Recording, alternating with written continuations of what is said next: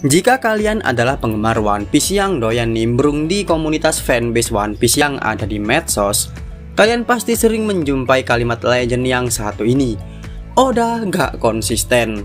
Tapi, apa emang bener Oda gak konsisten?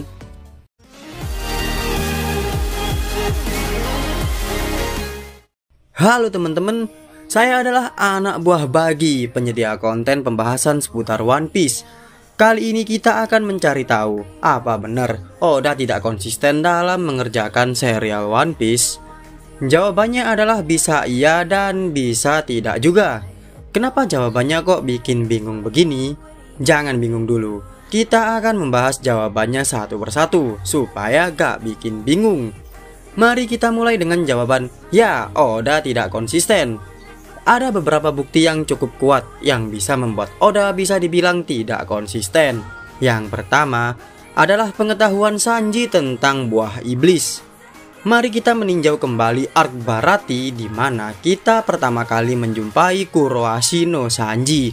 Sesaat setelah Luffy mengalahkan Don Krieg, Zeff dan Sanji sempat berdiskusi tentang arti sebuah semangat.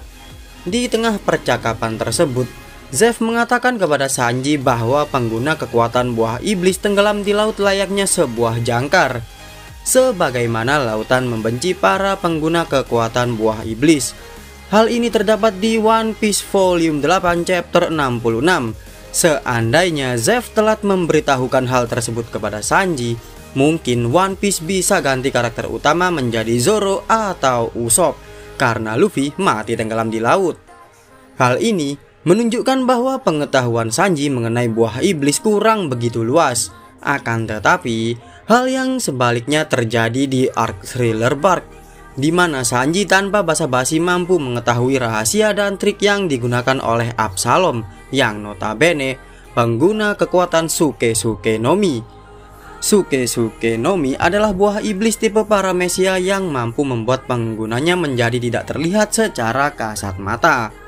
Ketika di arc Baratie, Sanji tidak menyadari sebuah fakta penting di mana pengguna kekuatan buah iblis tidak bisa berenang.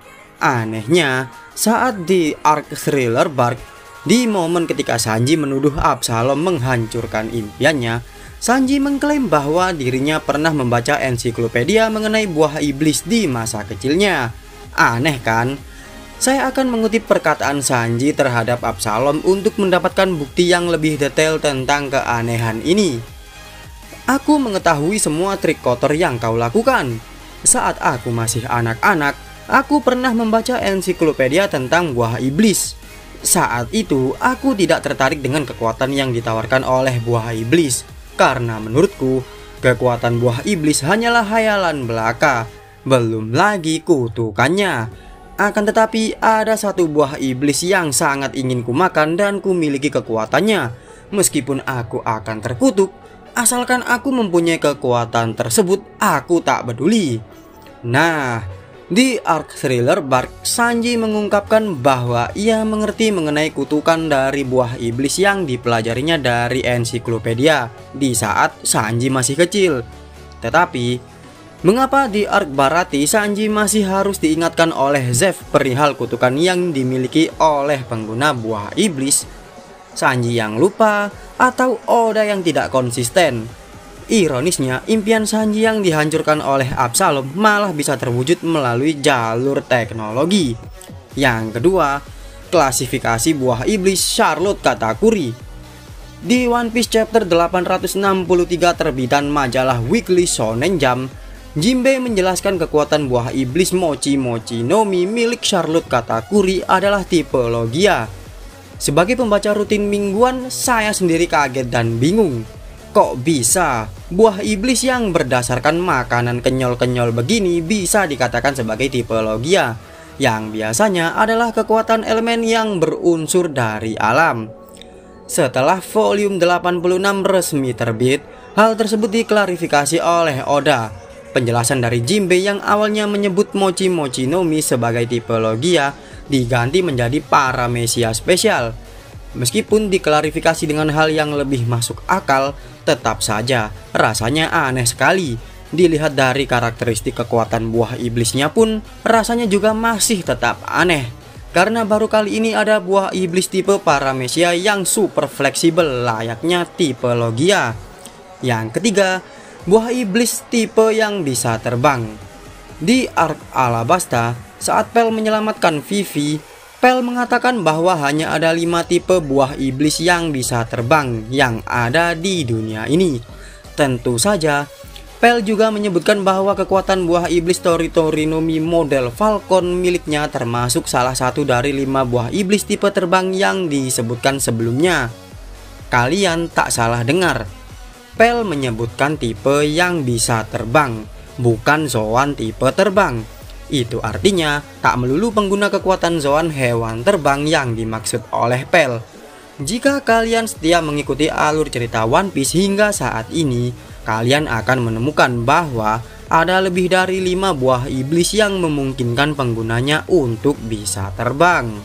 Dalam kategori Zoan, ada Marco, King, dan Kaido yang buah iblisnya bisa membuat mereka terbang. Ditambah dengan Pel, jumlahnya saja ada 4.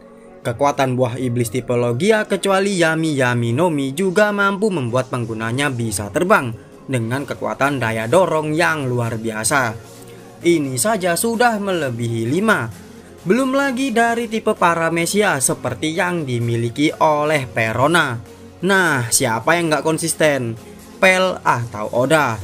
Akan tetapi, pembahasan ini bukan untuk mengkritik Oda secara berlebihan, karena One Piece adalah sebuah serial cerita fiksi, bukan reality show atau dokumenter. Ucapan Pel tentang 5 buah iblis yang mampu membuat penggunanya bisa terbang bisa diartikan bahwa di awal-awal serial One Piece berjalan, Oda belum kepikiran untuk mengembangkan alur cerita One Piece menjadi seperti saat ini.